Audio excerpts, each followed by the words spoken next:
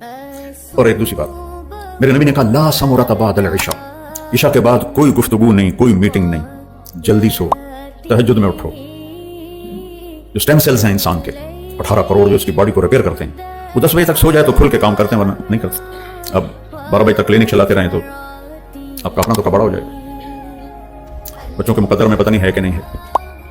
تو جلدی سونا، تہجد میں اٹھنا، چہرہ ہمیشہ حشاش بشاش رہے گا، اور آپ کو سستی اور تھکاوٹ یہ ساری چیزیں نکل جائیں گی، رات کو پوری باڈی ریپیئر ہو جاتی۔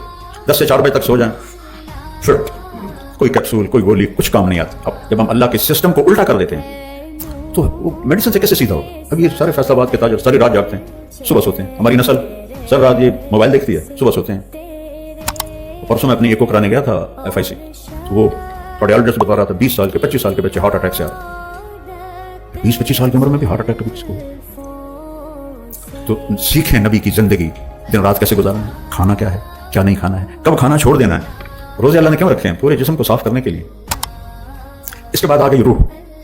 روح کو نہ روٹی چاہیے، نہ پانی، نہ عورت، نہ کھانا، نہ منصب، نہ عہدہ، نہ اولاد، نہ گاڑیاں، کچھ بھی نہیں چاہیے۔ وہ ایک لطیف چیز ہے، وہ اللہ کا امر ہے، اللہ سے اس کی غذا ہے، اللہ کا تعلق اور اللہ کے نبی کا تعلق، کیونکہ اللہ کا تعلق نبی کے وسیلے سے ملے گا۔